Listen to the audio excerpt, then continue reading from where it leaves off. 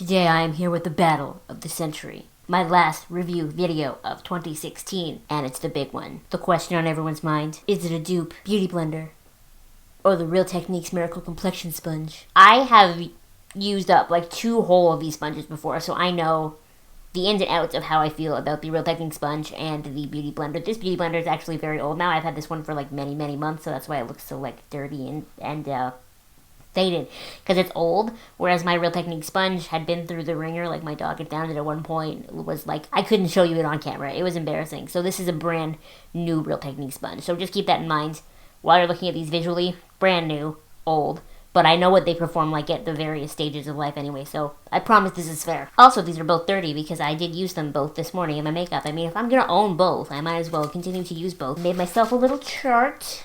So the biggest difference for me with these two is that the beauty blender, you buy it at Sephora, $28 Canadian. The Real Techniques sponge, I buy at Walmart, and I buy it in a 2-pack, and it is $13 Canadian. Yikes! That price difference. Dough! And obviously you've seen this sponge all over YouTube. People generally seem to like it, so that price difference alone might make the decision for some people on, you know, if they're going to spend $13 on 2 or $28 on 1. $28 on a sponge, like, can you believe that? But I'm going to continue throughout the rest of the list and tell you what I think about them in general, but that price difference, though, yikes. So I find that the lifespan of these 2 sponges is not exactly equal. I do find that the beauty blender lasts a little bit longer. I find that I can squeeze about 8 months to 10 months out of the beauty blender. I can make it last. Even this one is still usable. I mean, it's falling apart a little bit, but I can still use it. And I think I bought this one in like February, and it is December now, and I'm shooting this video. So, I mean, a long time. Whereas the Real Techniques sponge doesn't seem to last any more than like 4-ish months for me. So that is a big difference between the two. When you first get them, if I had a brand new Real Techniques sponge and a brand new beauty blender in my hand, and I had them both underwater, wringing them out, squishing them, I would find that the Real Techniques sponge is much stiffer. It's much less pouncy, easier to squish than the beauty blender is.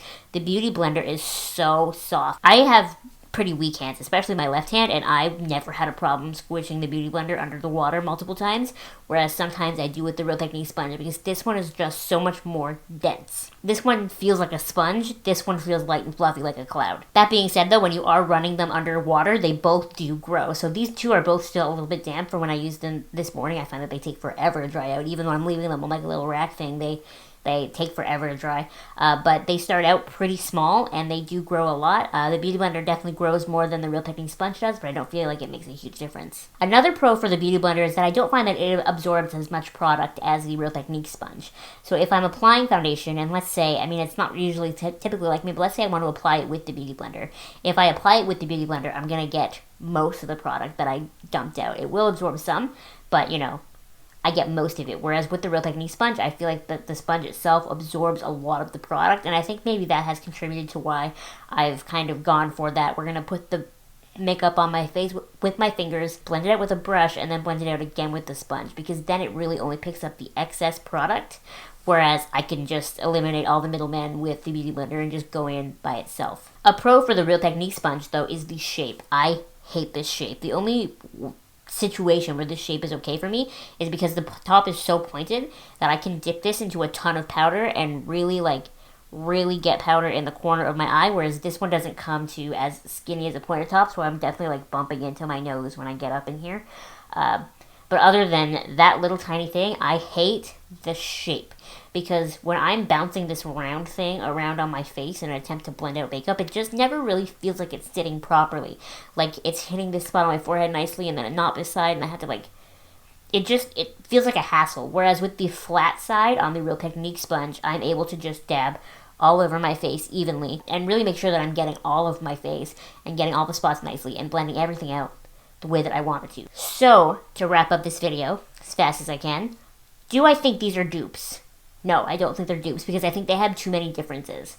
When I think of a dupe, they have to be borderline exactly the same. Like, the Make Me Brow and the Gimme Brow are so close. These two are not close enough to me to be dupes. But I do prefer the Real Techniques sponge on the basis of shape and price.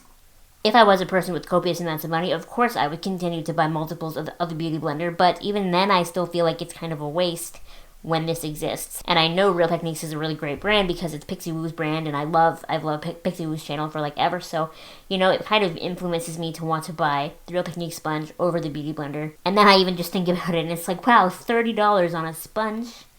On a sponge. I kind of feel the same way about like a lot of high-end brands in general. Like when you go to Sephora and you look at like Marc Jacobs or like YSL, Lancome. It's like those products are probably so nice, but think of all the other things I could do with that $50, $60. You know? That's kind of how I feel. And in this case, when you have something that is so similar for such a drastic price difference, I just can't rationalize spending that kind of money on a sponge. Anyway, thank you so much for watching. Make sure you give this video a thumbs up and you subscribe to my channel if you have not subscribed already. I will see you next time. Bye!